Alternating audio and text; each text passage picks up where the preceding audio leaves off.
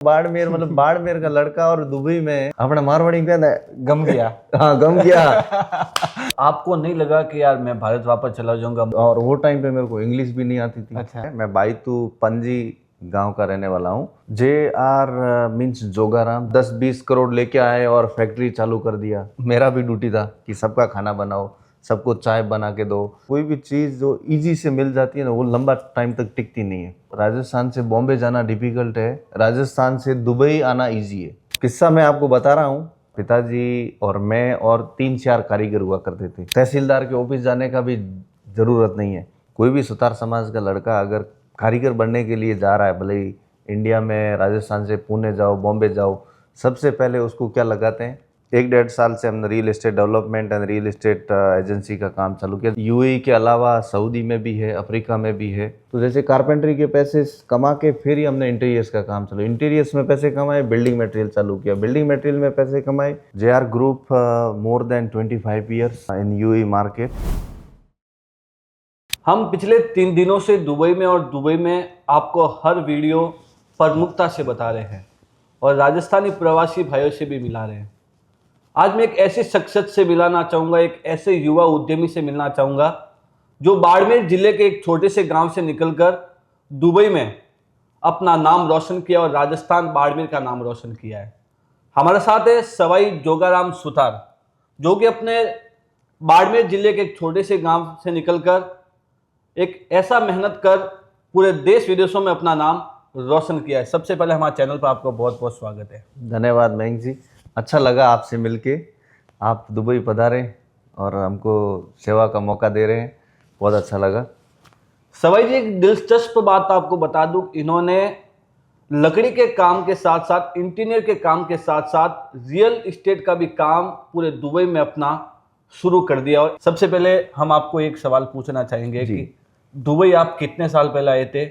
आपका पूरा परिचय बताइए और कौन से गांव से, और आपका पूरी जीवन परिचय बताइए।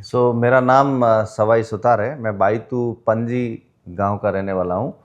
मैं दुबई आ गया था 2006 में और 2006 से मैं यहाँ पे ही हूँ।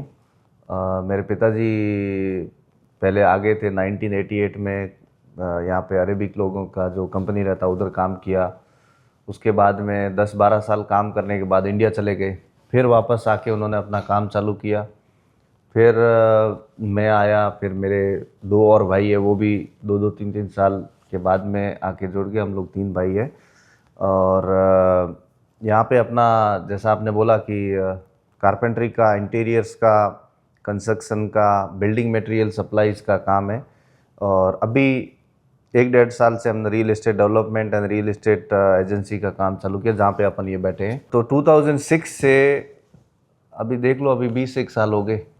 20 साल से हम लोग कंटिन्यूज यहाँ पे हैं।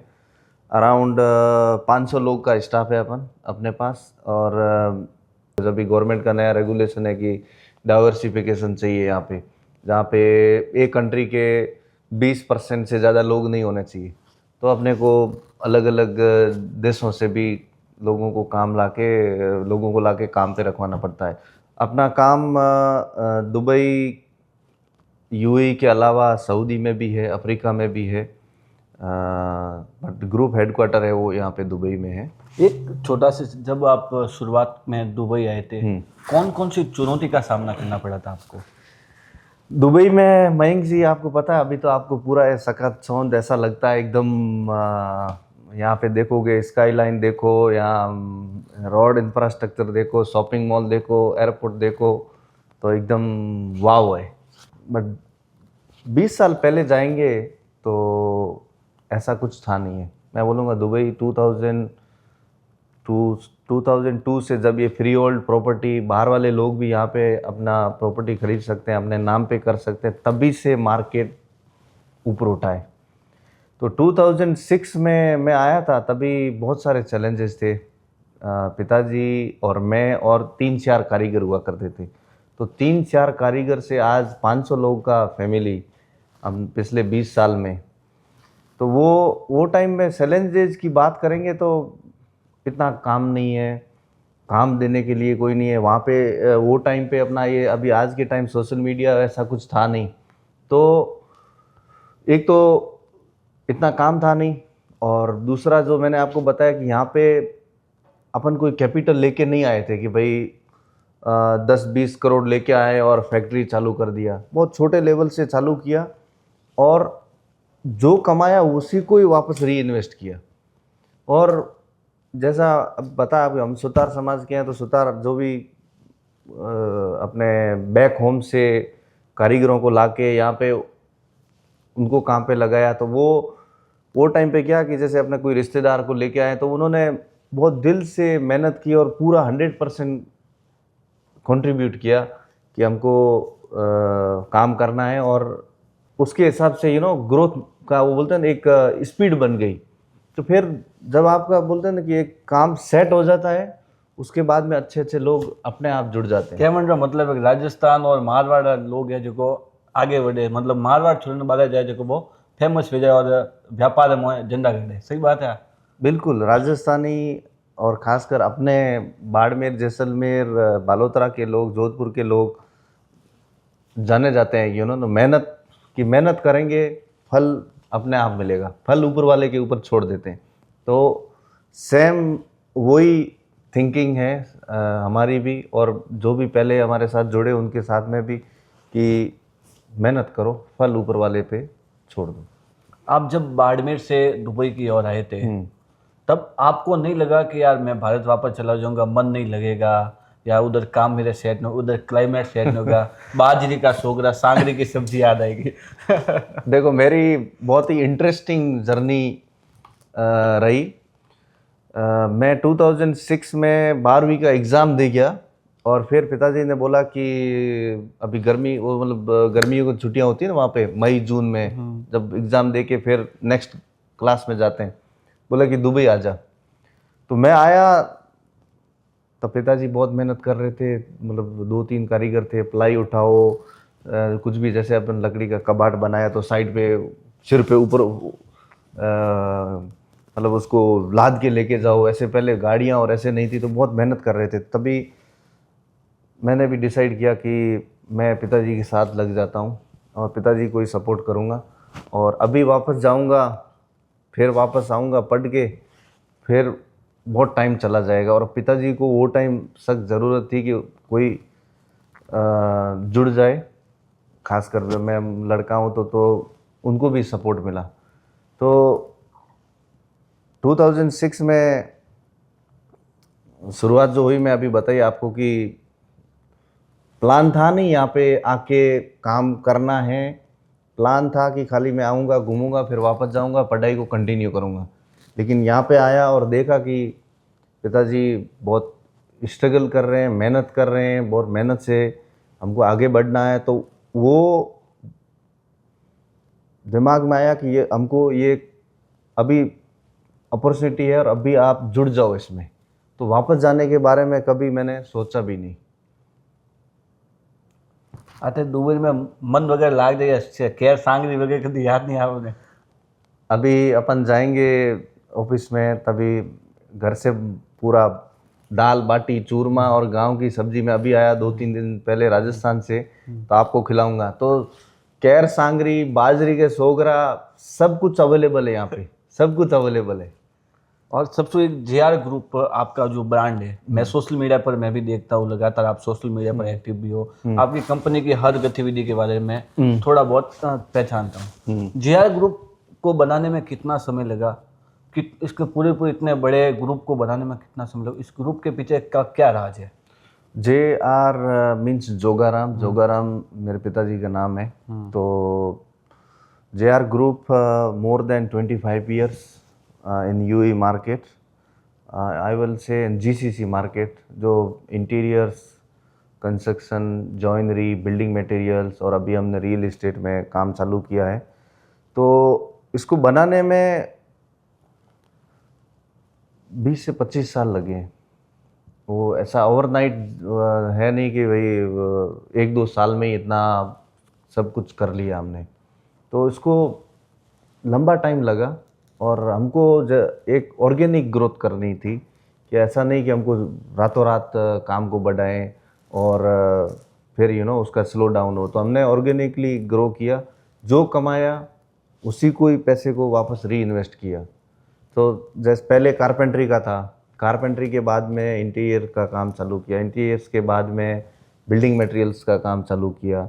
तो जैसे कारपेंट्री के पैसे कमा के फिर ही हमने इंटीरियर्स का काम चालू, इंटीरियर्स में पैसे कमाए, बिल्डिंग मटेरियल चालू किया, बिल्डिंग मटेरियल में पैसे कमाए, और ग्रुप में सब कंपनियां स्टैंड अलोन सब अच्छा कर रही है, तो अभी हमने रियल एस्टेट का काम चालू किया।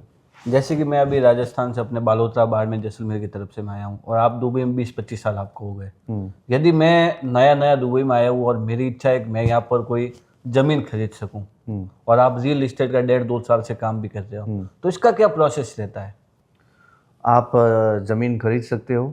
यहाँ पे बहुत सारे एरियाज़ हैं जहाँ पे फ्री होल्ड मीन्स बाहर का जो भी है, यहाँ का नागरिक नहीं है, बाहर के कोई भी आके ज़मीन आप खरीद सकते हो, रेडी प्रॉपर्टी खरीद सकते हो। अब बहुत सारे प्रोजेक्ट्स हैं अभी जो अभी अंडर कंस्ट्रक्शन है। तो किसी को अंडर कंस्ट्रक्शन चाहिए, किसी को रेडी प्रॉपर्टी चाहिए, किसी को खाली ज़मीन चाहिए। तो प्रोसेस बहुत सिंपल है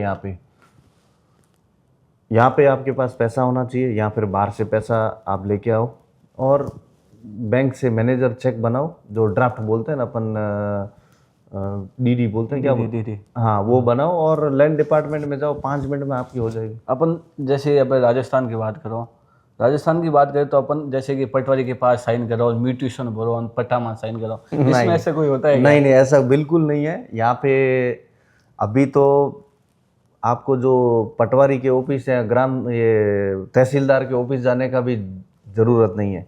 यहाँ पे सब ऑनलाइन है। यहाँ पे एक यूई पास करके ऐप है, उसके थ्रू भी आप अपनी प्रॉपर्टी सेल कर सकते हो, बाई कर सकते हो। मेन अभी उसके इससे पहले आपको 5 मिनट आपको ट्रस्टी के यहाँ पे जो लैंड डिपार्टमेंट है, जो ये प्रॉपर्टी का ट्रांसफ़र सेल परचेज करते हैं, उसको ट्रस्टी ऑफिस बोलते हैं। तो उसमें 5 मिनट में आपका काम हो जाता है, आपको किधर भी जाने की ज़रूरत नहीं है। मेन आपकी जो ज़मीन आप ले रहे हो, वो अगर मॉर्गेज है, मतलब बैंक से कुछ लोन लिया है, वो क्लियर होनी चाहिए और आपका पैसा रेडी होना चाहिए। Seller to buyer immediately. Sawai ji ने एक ऐसी बात बताई है कि अपन राजस्थान के अंदर देखते हैं तो अपन को कोई ज़मीन खरीदनी हो तो अपन को कई अलग अलग तरह के ऑफिस के अंदर जाना पड़ता है। कभी म्यूटेशन भरवाने जाओ, कभी एनओसी लेने जाओ, कभी किस तरह जाओ। पर दुबई के अंदर एक ऐसी विशेषता है, आपको मात्र 5 मिनट के अंदर आपकी ज़मीन आपके नाम हो जाएगी। ज़्यादा कई कार्यालयों के अंदर घूमने की आवश्यकता नहीं है। ओनली एक वेबसाइट पर आपने क्लिक किया और आपकी ज़मीन आपके नाम हो जाएगी। इस ग्रुप के अंदर राजस्थान से और बाड़मेर से कितने लोग हैं? मयंक जी, जैसा आपको बताया, हमारा काम मेन कारपेंट्री वाला है और ये इंटीरियर्स का काम है। तो हम ज़्यादा प्रेफरेंस तो जो हमारे समाज वाले हैं, सुतार कारीगर, उनमें ही मिलते हैं। तो ज़्यादा प्रेफरेंस उनको ही है, क्योंकि उनको वो खानदानी कारपेंटर है, तो उनको लाके इतना सिखाने का और ऐसा कुछ ज़रूरी नहीं है, ऑलरेडी सीखे हुए हैं। पैदा होते हैं तभी उनको खिलौने नहीं मिलते, उनको अपन बोलते हैं टूल्स। भाई हाथ में काम करने वाला जो हथौड़ा या चौरसी या जो भी है, वो उनके खिलौने वही होते हैं। तो पहला प्रेफरेंस वही है कि हमारे समाज वाले आए तो उनको काम ऑलरेडी मालूम है, तो वो सीधा काम पे लग जाए। उसके अलावा बाड़मेर जैसलमेर जो भी जहाँ से मैं आया हूँ, वो एरिया के लोगों को ज़्यादा प्रेफरेंस करता हूँ।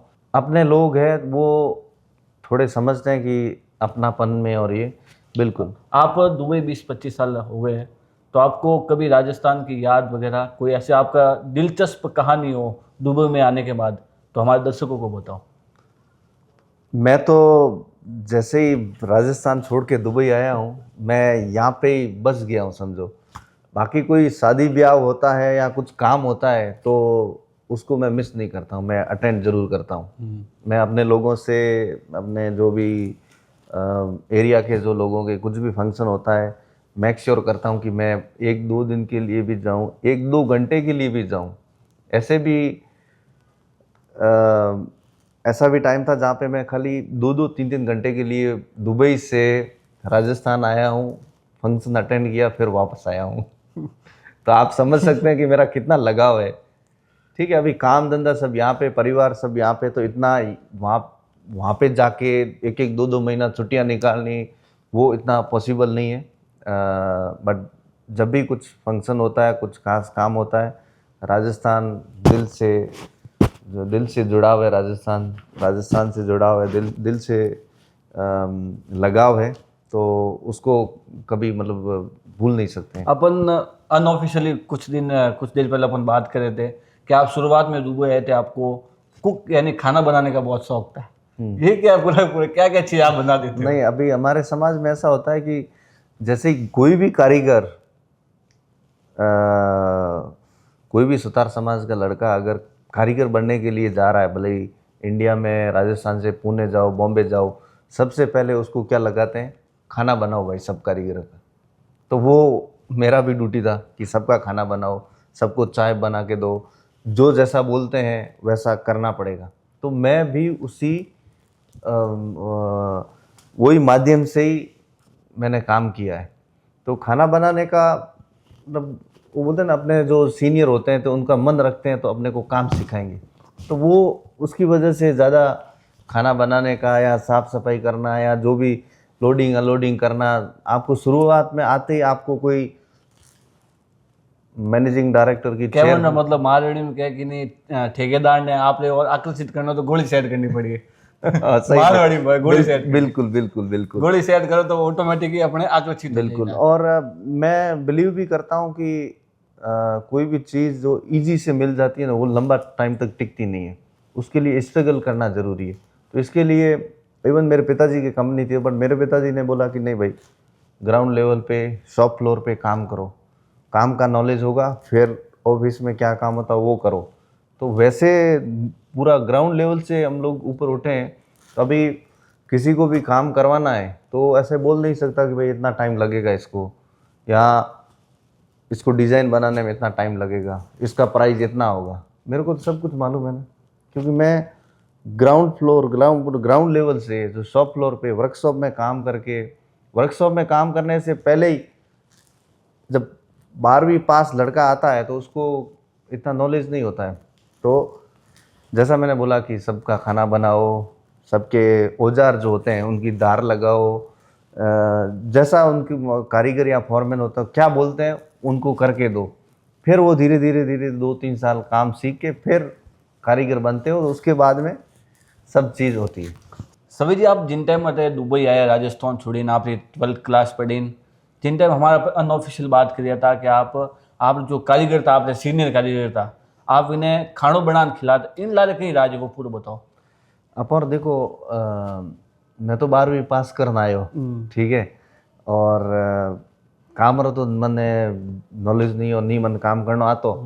तो जो अपने राजस्थान में हुए नहीं कि राजस्थान जो लड़का है बॉम्बे पूना में जावे तो सबों पहला वो ने रास या जो औजार रे हाथ नहीं देनो, सबों पहला जो है खानो बनाओ, साफ सफाई करो, ज्यों थोड़ा कारीगर कहवे ज्यों काम करनो थोने। तो मारो में आयोजन वही काम हो कि सब लोगों ने चाय बनानी, सब लोगों ने खानो बनानो, सब ने खानो खिलानो और जो भी साफ़ सफाई करनी। और शुरुआत में हमारा वही काम हो ले 6-7 महीना। अच्छा, बाद में धीरे धीरे काम सीखन फिर आगे बढ़े। सवई जी बातों बातों में कहो है कि, और ऐसी बात बताइए सवई जी ने कि सबसे पहले मैं जब आया था, मैं 12th पास करके इस दुबई, तो सबसे पहले कारीगरों के लिए, मजदूरों के लिए, अब जो अपने साथ जो काम कर रहे थे उन लोगों के लिए हमने चाय बनाई, खाना बनाया। अब थैंक यू मयंक जी। जब से मैं लगातार सोशल मीडिया पर दुबई आने वाले वीडियो डाल रहा हूँ, अपलोड कर रहा हूँ, तब से लोग मुझे कमेंट कर रहे हैं, मैसेज कर रहे हैं कि हम भी दुबई आए तो कैसे आए, कैसे काम करें, तो वो थोड़ी डिटेल बताइए। देखो मयंक जी, बहुत सिंपल है दुबई आना। अभी तो राजस्थान से बॉम्बे जाना डिफ़िकल्ट है, राजस्थान से दुबई आना इजी है।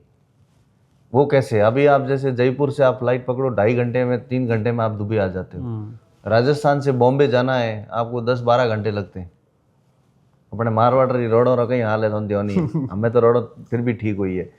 तो दुबई आना बहुत इजी है, और कोई घूमने के लिए आ रहा है, कोई बिजनेस के लिए आ रहा है, तो यहाँ पे वीज़ा वितिन 1 और 2 आवर्स के अंदर, 1-2 घंटे में ही आपका जो भी पासपोर्ट और फोटो अपलोड करो और वीज़ा आपकी आ जाती है। टिकट पकड़ो और आ जाओ।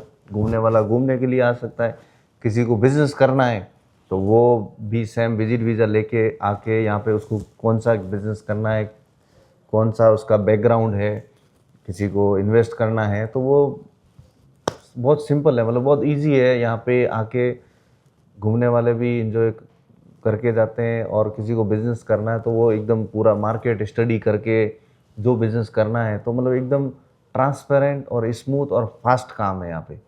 अपना इंडिया जैसा नहीं है कि आज बाबू साहब नहीं है, कल साहब नहीं है, परसों आओ, ये आओ, वो आओ, ऐसा कुछ नहीं है। सब ऑर्गेनाइज तरीके से काम है यहाँ पे। एक लास्ट क्वेश्चन पूछता हूँ जी। आप जब दुबई आए तो आपका एक कोई ऐसा यादगार पल है जो अभी तक आपको वो दिमाग के अंदर याद रहता है, और वो कई बार अपन बात करते तो वो चीज़ बार बार याद आती है और अपने लिए वो यादगार पल बना हो? जब मैं आया था यहाँ पे 2006 में, मैं आया था रात को 12 बजे। ठीक है, रात को 12 बजे आया, तभी जिधर हम लोग वर्कशॉप है उधर ही सब लोग रहते थे। तो वहाँ पे 10-12 कारीगर लोग हैं, वो सब खाना वाना खा के सो गए। तो मैं तो सीधा, फिर मेरे को मालूम नहीं किधर किचन है क्या है, तो मैं भी सो गया। पिताजी ने बोला कि सुबह 6 बजे रेडी हो जाना, दुकान थी अपनी, छोटी दुकान थी कारपेंटरी की बर दुबई में, बोलते वहाँ पे चलना है। तो मैं बोला ठीक है, मैं रेडी हो गया। सुबह मेरे को वहाँ पे ड्रॉप कर दिया वहाँ पे, फिर बोला कि शाम को मैं आऊँगा तुझे पिक करने के लिए, और मेरे को बता दिया कि भाई ऐसे ऐसे कस्टमर आएंगे, उनको ये लकड़ी कट करके देना है, ये उनको बॉक्स बना के देना है। तो और वहाँ पे 1 या 2 लोग और भी थे वो टाइम पे। तो जो किस्सा मैं आपको बता रहा हूँ, मेरे साथ क्या हो कि शाम को पिताजी आए नहीं, कुछ कारण से दूसरे साइटों पे चले गए। मेरे को बोला कि बस नंबर 21 लेके अलकोज आ जाना और ये स्टॉप पे रुक जाना, उतर जाना। अब मैं अभी बाड़मेर गांव, बाड़मेर मतलब बाड़मेर का लड़का, और दुबई में, और वो भी बर दुबई में, और रात को आया हूँ, और दूसरे दिन बोला बस लेके आ जाओ।